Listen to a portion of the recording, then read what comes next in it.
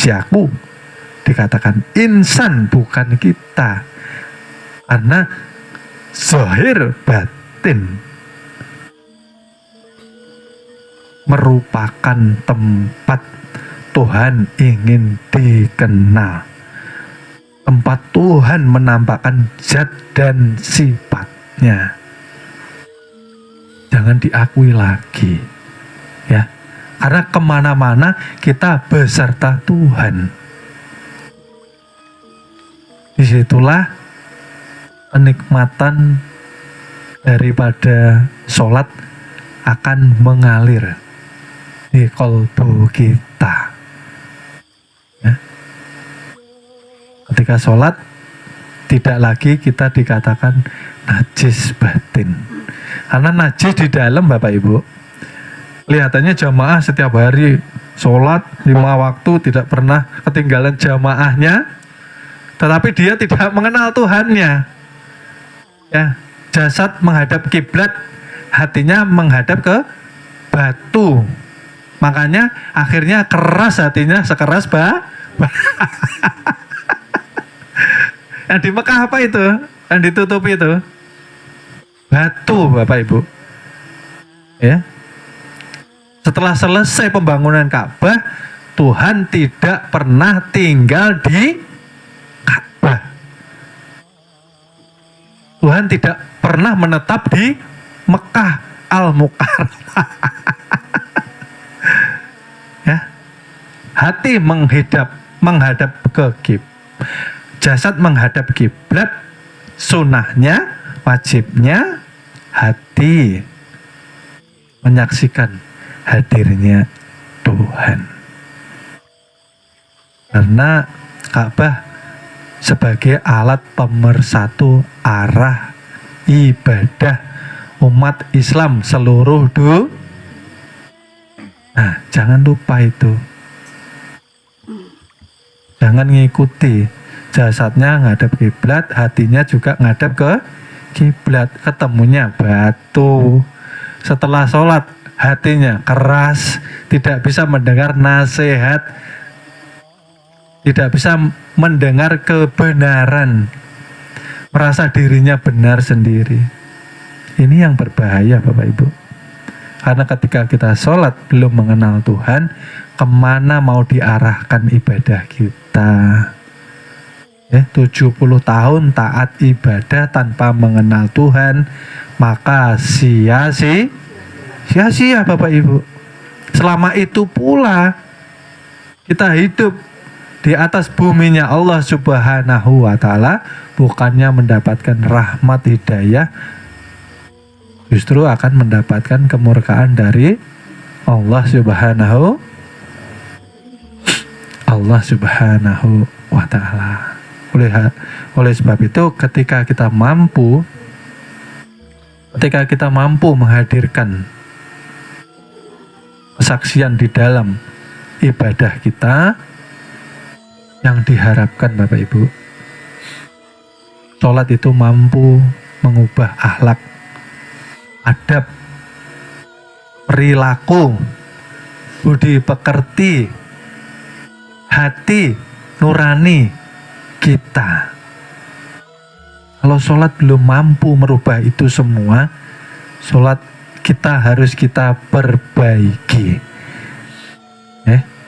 karena kita dihadirkan untuk mentajalikan sifat kebaikan Tuhan.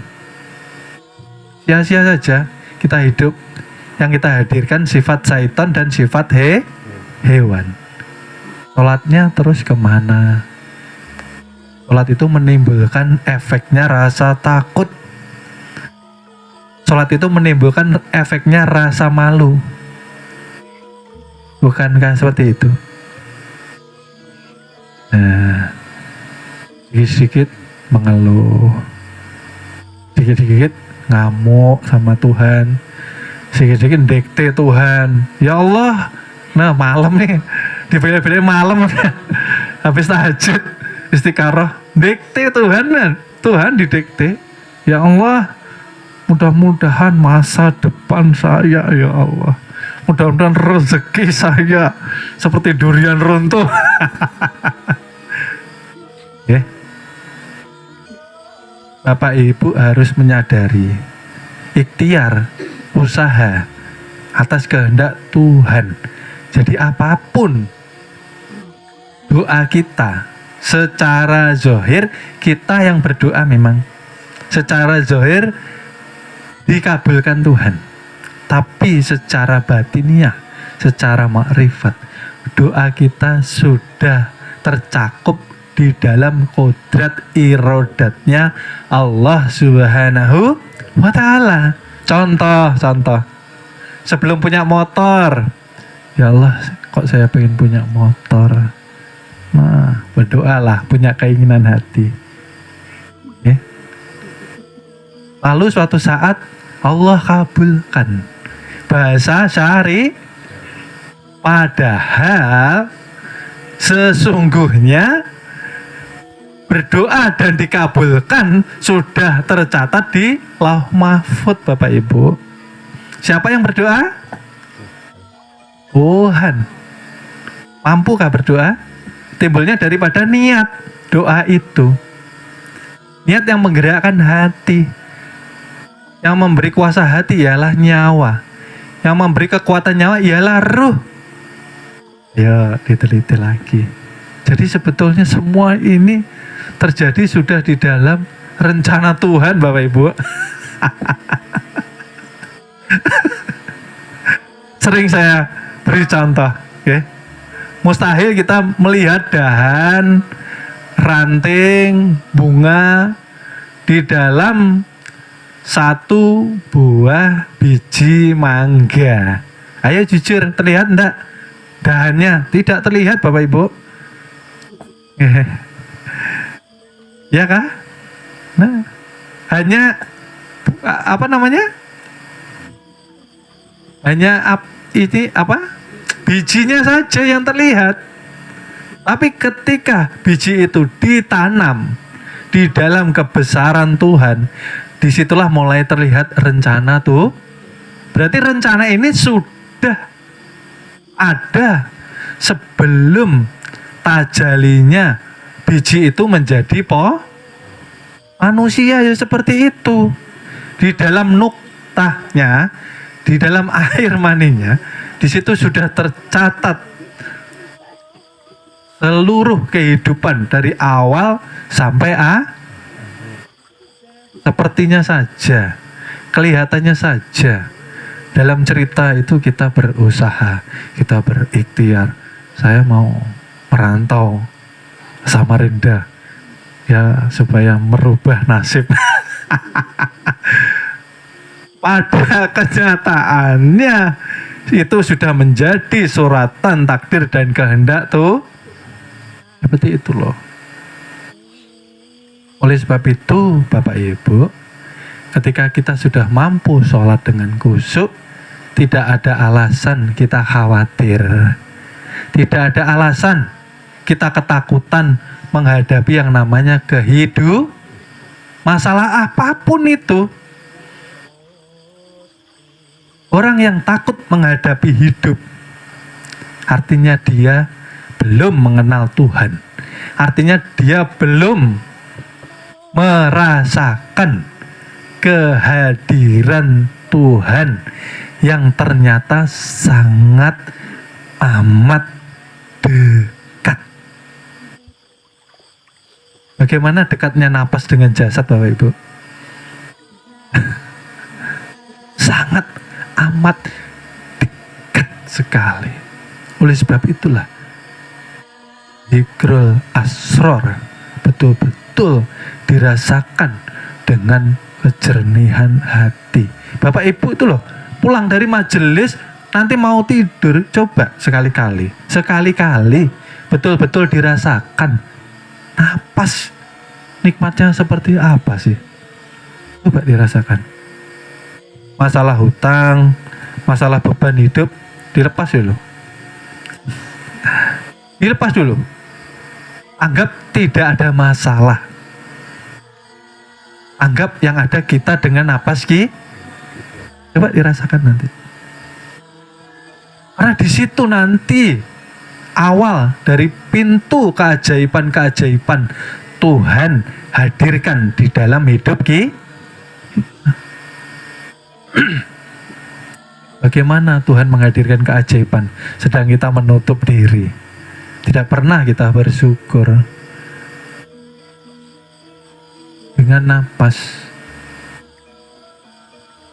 kita diberikan, kita dihadirkan berbagai rasa kenikmatan.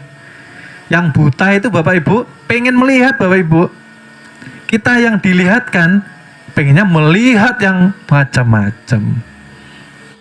Yang buta sekedar pengen melihat aja, keinginannya, bersyukurnya luar biasa. Lah kita selama ini diberi kesempatan untuk melihat, diperlihatkan dengan sifat melihatnya Tuhan. Tapi kita tidak pernah bersyukur. Melihat alam, melihat diri, melihat ciptaan Tuhan, tidak ada terbersit zikir di dalam hati. Allahu Akbar, Allahu Akbar. Harusnya kan seperti itu. Melihat seluruh kebesaran Tuhan dimanapun kita melihat yang terhampar, melihat anak, melihat istri, lihat tempat bekerja. Ya Allah, itu semua kenikmatan yang Tuhan hadirkan di dalam kehidupan kita. Lah kita isinya kok mengeluh.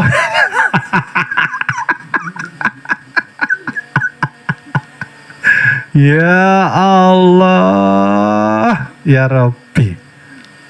Bukannya tidak boleh, semakin kesini semakin berkurang umur, semakin kita belajar mensyukuri.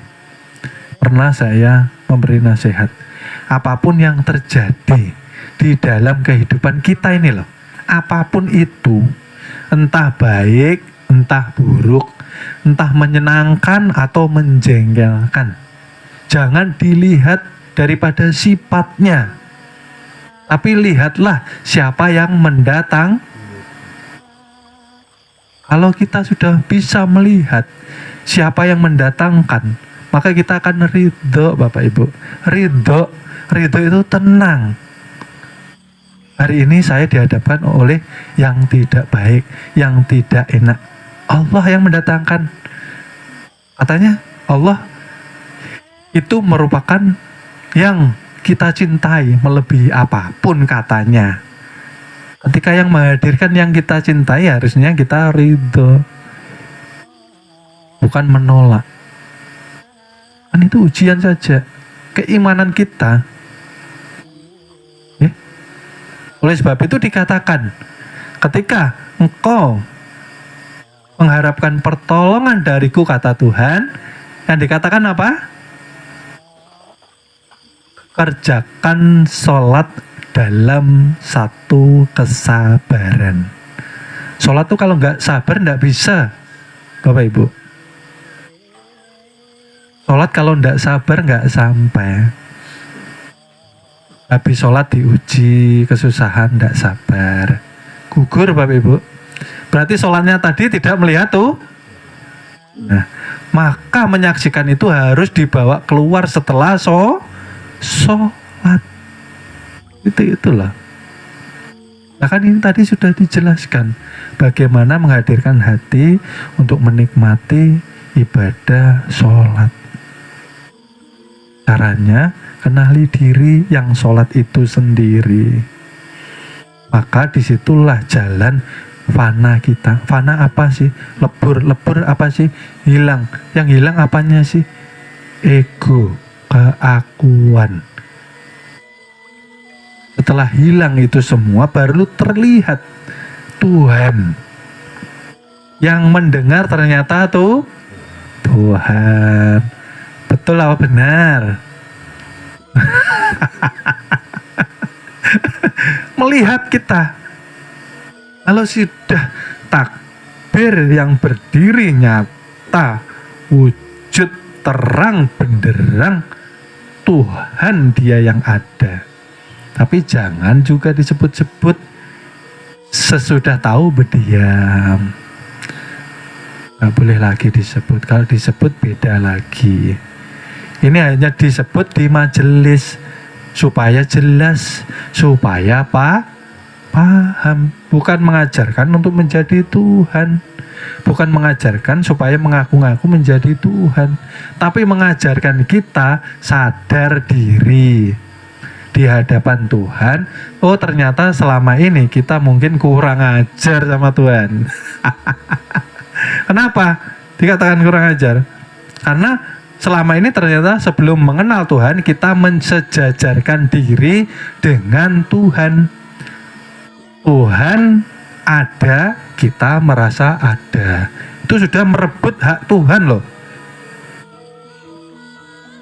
Ya, Tuhan itu sifatnya wujud, artinya ada. Nah, kalau kita merasa wujud, kita merasa ada, berarti kita menyaingi tuh, kita merebut sifat Tuhan. Itu loh maksudnya Bapak Ibu.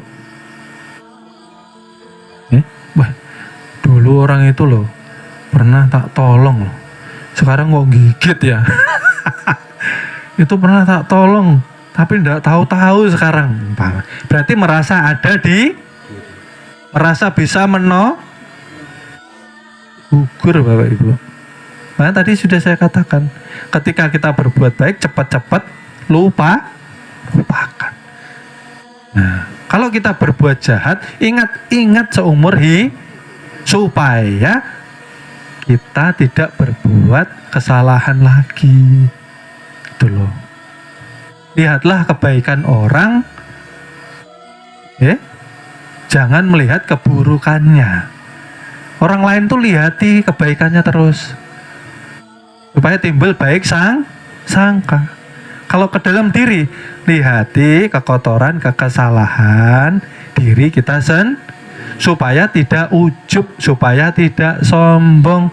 Karena sebesar pasir kecil pun bersarang di dalam diri kesombongan, Tuhan tidak menerima kehadiran kita. Yang disombongkan apa? Kita kan tidak ada. Oh, mau sombong kan lucu. Ibarat gini, mobil pinjaman. Setelah kita naik rasanya kok sombong banget ya. Naik mobil tuh jalannya sudah aneh-aneh itu nah. Nah, seperti itu kan. Ini contoh saja. Kita diberi kendaraan jasad. Kita diberi kendaraan jasmani. Jas itu pakaiannya mani. Nutfah, pakaiannya air mani, ini jasad. Nah, setelah diberi jasad, lah kok sombong? Ya kan aneh. Itu titipan. Jasad ini untuk ibadah, untuk taat, untuk tawakal, sami'na wa ata'na kepada Allah Subhanahu. Nah, kok dipakai macam-macam? Ya gini kan lucu. Ya seperti itu tadi, rental mobilnya dibawa lari. Nah, repot ini. Ya, gak pernah punya motor. Dulunya naik sepeda terus, giliran naik motor lain-lain, naik motor. Masya Allah. Jangan. Coba sombong itu dikikis, ujub itu dikikir. Kita ini tidak ada apa-apanya di hadapan Tuhan. Oleh sebab itu kalau sholatnya sudah benar, itu nanti efeknya menempatkan diri kita di hadapan Tuhan itu agar tahu diri gitu loh maksudnya. Hidup dihidupkan, makan disuapi, pagi pengen cari duit digerakkan, dipinjami tenaga. Lah kok pola tingkahnya nih, Masya Allah. Sadar diri. Percuma sholat. Makanya dikatakan banyak orang sholat yang didapat hanya capek, lelah, dan panik. Kenapa? Capek, lelah karena tidak mengerti pemahaman yang benar. Paniknya kenapa? Karena masih bimbang. diterima atau tidak. Memang secara syariat mungkin diterima, rukunnya sudah dijalankan semua. Secara hakikat, secara makrifat, bagaimana? Orang bilang yang penting sholat, urusan diterima, ndak terima urusan tuh. Nah, tapi kalau syirik bagaimana Bapak Ibu diterima?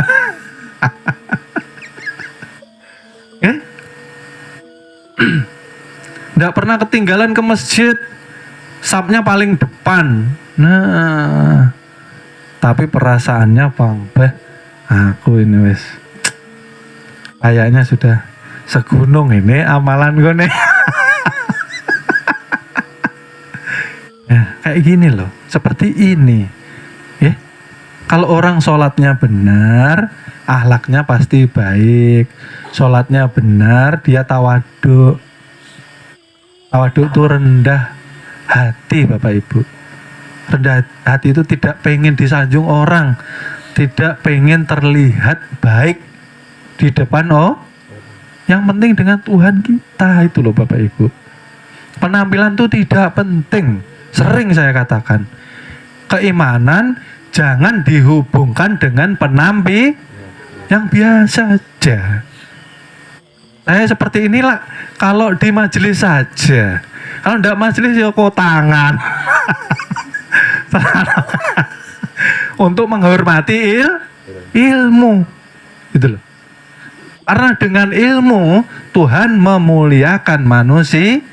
Karena dengan ilmu merupakan asbab jalan keselamatan. Oleh sebab itu hukumnya fardu ain. Menimba ilmu, apalagi ilmu tauhid, untuk mentauhidkan Tuhan di kehidupan kita, itu loh maksudnya. Ini belajar tauhid kok, akhlaknya malah gak karu-karuan.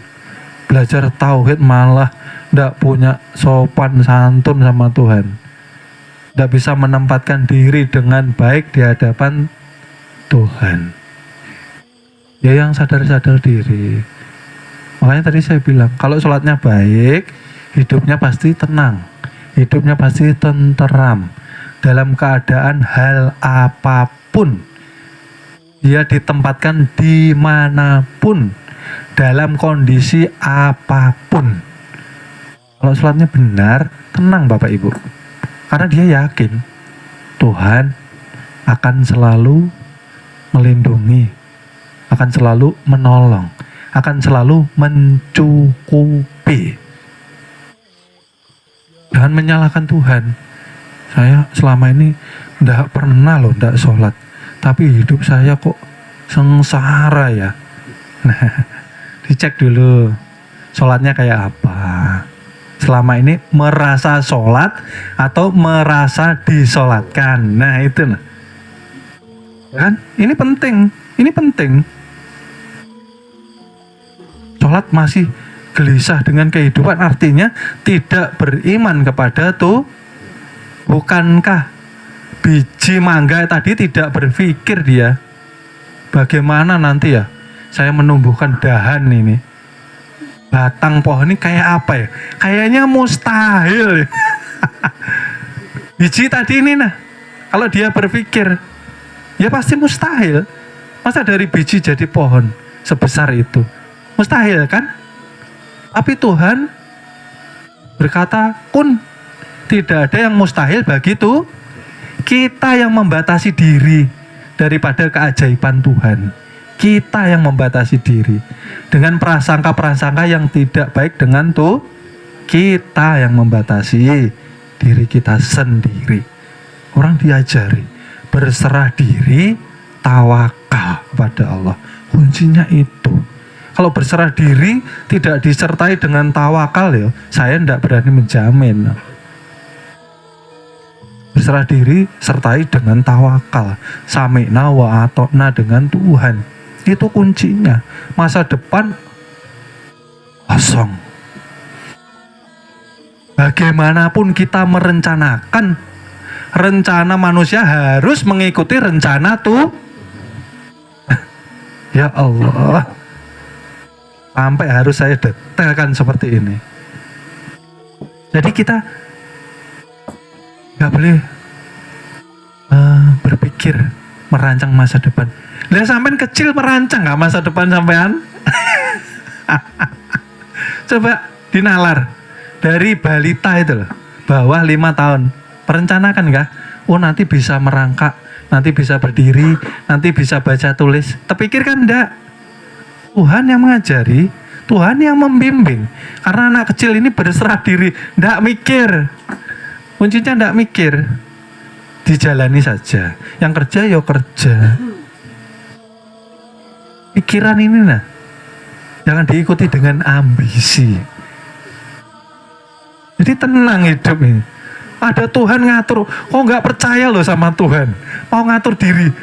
Artinya mau jadi tuh Tuhan. Ini secara tidak kita sadari sering kita lakukan di kehidupan kita. Gitu loh. Emang kalau seperti ini, belajar ilmu ketuhanan seperti orang bodoh. Lah kita memangnya pintar. Nah, yang berilmu, yang mengetahui Allah Ta'ala jua Bapak Ibu. Oleh sebab itu, barang siapa ingin dicurahkan kecerdasan, maka sering-seringlah tafakur, sering-seringlah kosongkan pikiran. Mengkosongkan pikiran dengan memusyahadahkan kepada Allah Subhanahu wa Ta'ala. Bukan kosongnya mikir game, mikir film, cari nomor togel lain. Dimusyahadahkan, itulah maksudnya. Jadi dengan kajian seperti ini, kami harap murid-murid nantinya mampu menikmati sholat. Bukan lagi sholat dianggap beban. Ini aneh-aneh. Akhir zaman nih, sholat menjadi beban hidup. Nah, males loh Jumatan. Tapi kalau nggak berangkat nggak enak dilihat tetangga. Nah, itu loh. Berarti artinya sholat menjadi sholat itu anugerah. Sholat itu keberkahan. Sholat itu kemenangan. Karena di dalam sholat kita mampu menyatakan, mampu menyaksikan Allah Subhanahu wa Ta'ala. Yang nantinya setelah sholat, bawalah kesadaran itu. Maksudnya itu loh. Habis sholat, bawa kesadaran bahwa kita bersama Allah di dalam kehidupan sehari-hari, supaya kita tahu diri di hadapan Allah, supaya kita dicintai Allah, supaya kita diridhai Allah Subhanahu wa Ta'ala. Bukan habis sholat ditinggal di masjid, bukan sholat habis itu ditinggal di musola. Perasaannya ya, Tuhan ini adanya di masjid dan di musola. Ya, kalau di luar bebas saya merasa sendiri. Nah, ini yang perlu diperbaiki. Kalau sampai merasa sendiri, saya mau tanya, bukankah sampean ini selalu disertai napas? Bukankah napas bukan daripada diri kita sendiri? Karena manusia diciptakan menjadi dua unsur, dua bagian, supaya manusia bertafakur. Ada Tuhan, ada hamba. Ada Allah, ada Muhammad. Nah, ada yang menimbulkan bayang-bayang, ada yang terlihat sebagai loh itu loh. Jadi di bawah ilmunya sholat keluar daripada sholat itu insya Allah hidup kita mendapatkan keselamatan, keberkahan, kebahagiaan. Itulah Bapak Ibu. Ya. Jadi jangan hanya kita mengkaji ilmu dari sisi syariatnya saja. wajib tapi perlu didalami, perlu dikupas, perlu dituntaskan. Siapakah Tuhan yang bernama Allah yang menzohirkan wujudnya kepada Muhammad Rasulullah, yang nyata di diri menjadi rasa, nyatanya nyawa, terlihat napas, meliputi diri kita, menzohirkan 7 sih. Ya Allah, adakah kita? Tidak ada tuh, habis kita. Oleh sebab itu, barang siapa mengenal Tuhan, maka binasalah dirinya. Binasa dalam arti pengakuannya. Habis kita, tidak bisa mengaku-ngaku lagi. Karena hanya Allah aja yang ada. Allah aja yang ada.